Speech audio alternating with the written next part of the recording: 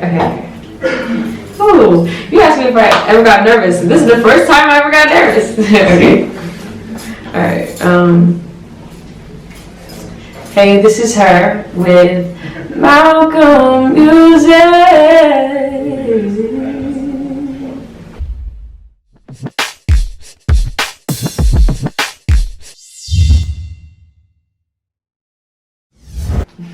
Thank you very much.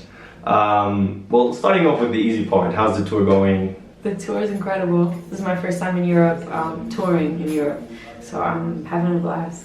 So what impressions did you get from European fans? They're crazy, like they are genuinely in love with music, and that's what I love about Europe. I think they have a huge appreciation for real music, and the love is just incredible. Let's get to your music now. Your debut album, or rather like the compilation of the previous two, just dropped. It's very, I would say, mature, beautiful melodies, obviously. Thank and, you. You know, you singing is obviously beautiful as well. Thank you. Can you talk about the meaning of this project for you?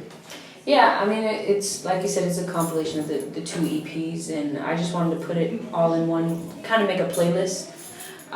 But there's added songs on there from the B-Sides project, and those are songs I felt like people needed to hear. But it means a lot to me because it's my first, my first bunch of songs that people really get to know who I am and get to know what I want to present and what I stand for.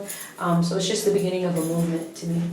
So how does you releasing that anonymously rank? Like, where does it? What role did it play? What do you mean, like what it? In general, why did you decide to release your music under the name H.E.R? Yeah, I guess I just wanted people to focus on the music and the message, and I wanted to reveal everything without having my face, all over the cover or whatever. I just think that the music needed to speak for itself, and that's exactly what it did. Was Sia an inspiration for you?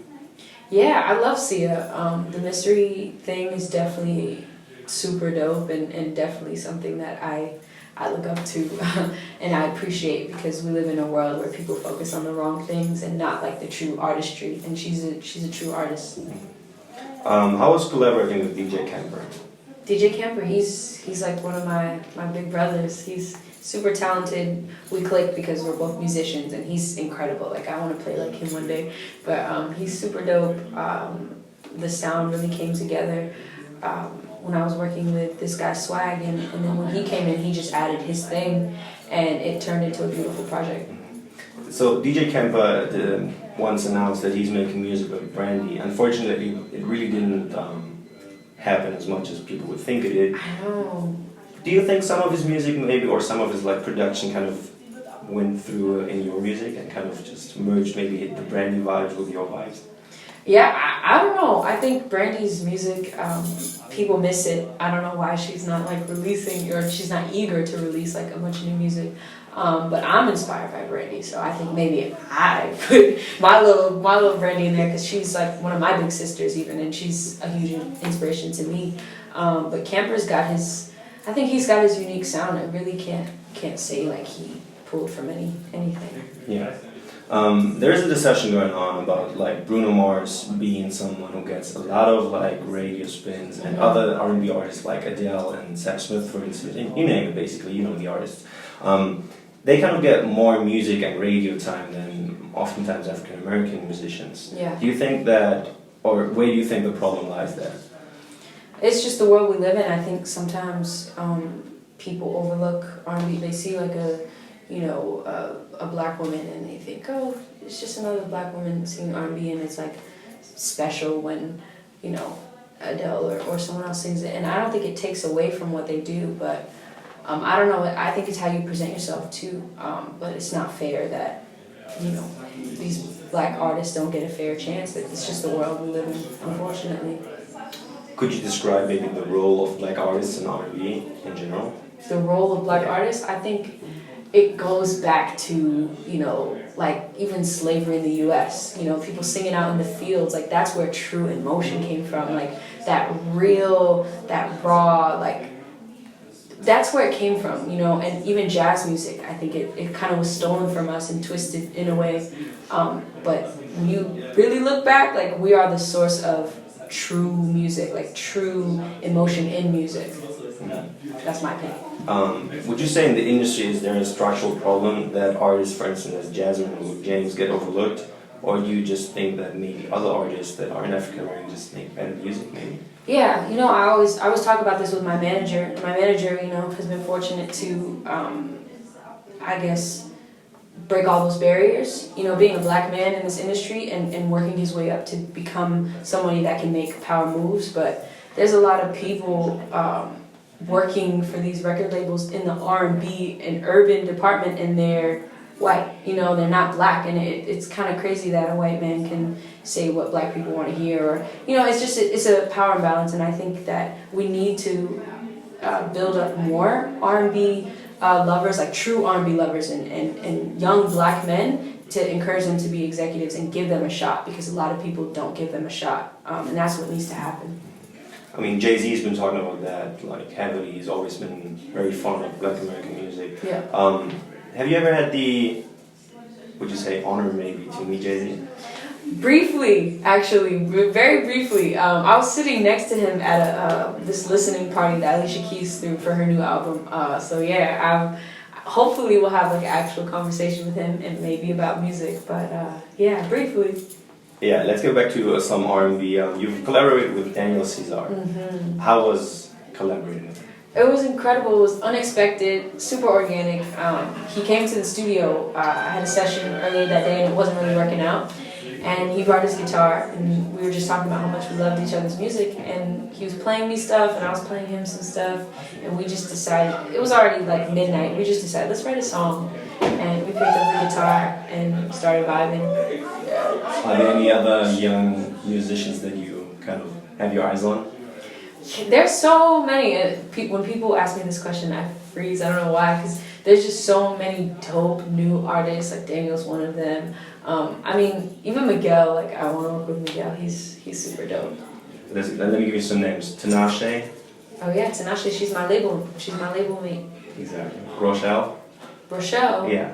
Do you know her? I'm not familiar with Rochelle. You should look her up. Okay, for sure. Jordan. Jordan. Yeah. Just Jordan. Just Jordan. I haven't heard of him. And Kelela. Kelela is dope. I listen to her music. She's really sick. See, maybe you have some work to that. Rochelle and Jordan are okay. Good. For sure. On your track Focus, you collaborate with Justin Love, obviously. He also co-wrote the song. Yeah, we wrote it together. How was working with him? It's dope. Justin is a good friend of mine. He's from New Jersey. He came to Manhattan and we just vibed. He's a talented artist. You kind of, you had some, I would say, social media hype going around you. How was seeing Rihanna vibing to your music?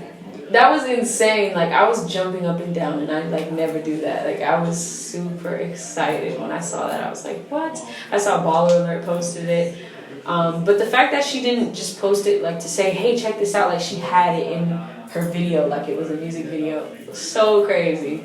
She ever slid in your DMs and contacted you about Yeah, we've got some secret projects coming up. So we can look for some her and Rihanna collabs. Yeah, something like that. Sounds good. On the song Say It Again, you talk about sexuality. As a young woman, how important is it for you to discuss your romantic desires? How important it is? Yeah. I mean, I would say it's like important, but I would say, sometimes you just gotta be aggressive. You just gotta tell the world what you want. You gotta tell the person that you're trying to speak to. You gotta tell them what you want. And I think it just empowers women in a way, because it's okay to be aggressive, and it's okay to be the one to make a move, or it's okay to say exactly what it is you want. Do you think it's important to find a balance between overt and sensual? Yeah, I prefer, sensuality, because I think there's a lot of like vulgar music out, and I just think, I want to hear and make music that I want my sister to listen to, or my daughter to listen to.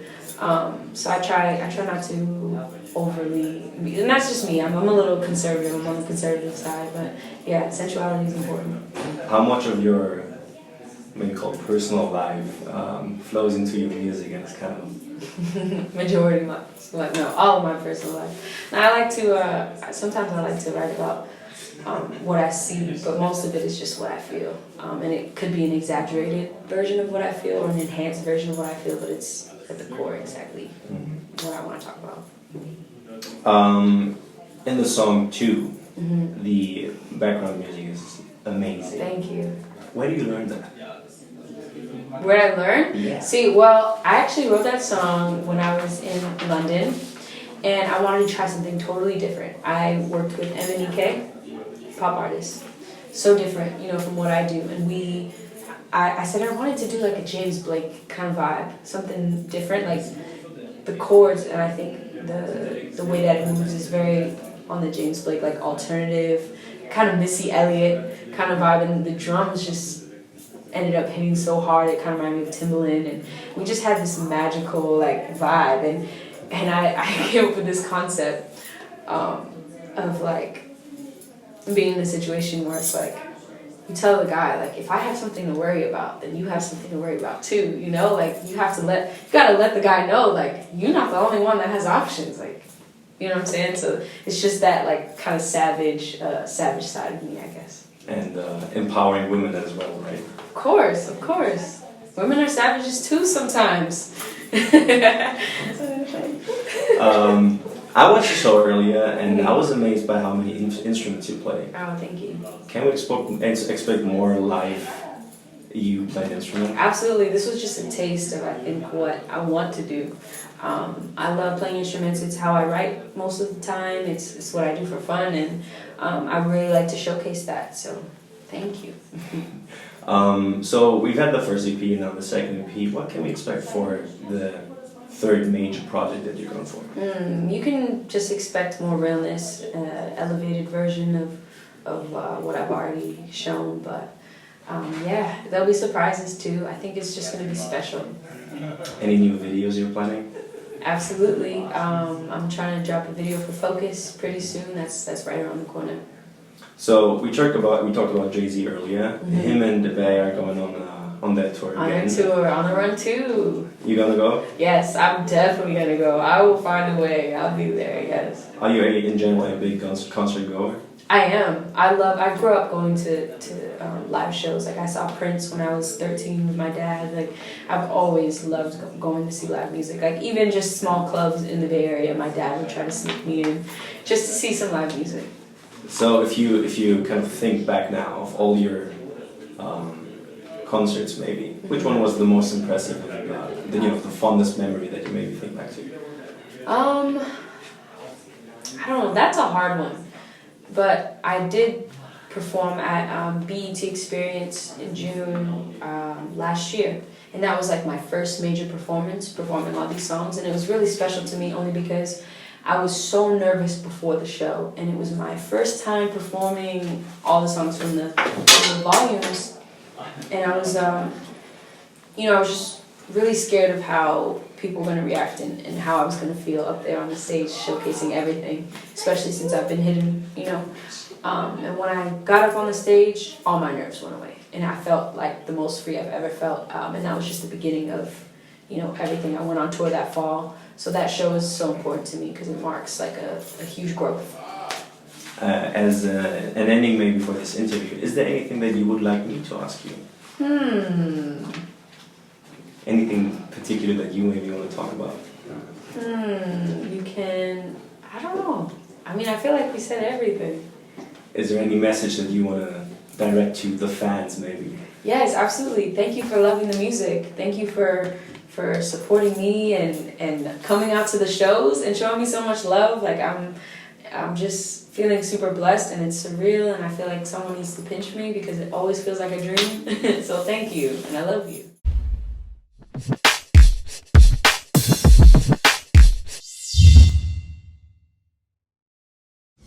Hey guys, this is MalcolmMusic. I would have loved to have done an interview by myself, not like myself, not by myself. Obviously, you gotta talk to somebody. I would have loved to have done it, but my ass was in Nigeria. I was in Lagos, living it up. You know, I was obviously eating because my cheeks was there. I had a great time in Nigeria, so I couldn't really meet her. So I'm so sorry, her, that I couldn't have met her, couldn't have met you, because I love your music. Obviously, I wrote the questions, and I thought about maybe inserting my own like removing the interviewer and just writing in some titles. But then I was like, sometimes when I like to watch an interview, I just like to watch and jam to it and not listen to it. So had I removed it, then y'all wouldn't have got the questions, because then y'all would have had to watch the actual thing. And sometimes you just like to listen to it like a podcast. So, and I thought it was so cute. You know, shout out to Marcel Nadim, who did the interview for me, my Palestinian brother. You did a great job. It was Rochelle Jordan. It's Rochelle Jordan. It's not Rochelle and Jordan. You know, you got some of the things a little mixed up, but I'm very appreciative. Thank you for having done the interview for me. Watch out for him. He's gonna do a lot on YouTube. You know, shout out to my little brother. You know, I was great. It was great to be able to give him an opportunity like that. I really hope you enjoyed the interview. I really thank for all my day one fans. You know what I'm saying? Like, make sure you comment, and you know, I had to sneak a little Brandy conversation into the thing. I think she was beautiful, amazing. Like I fucks with her. Like, I thought she was, you know, I thought her music is amazing. So I really hope next time I'm gonna be able to see her. I think this is only the third interview, but it's like the first for real interview where you can see her. So, you know, I'm grateful for that, because she finna blow up, and I'm finna be they finna go back to this interview.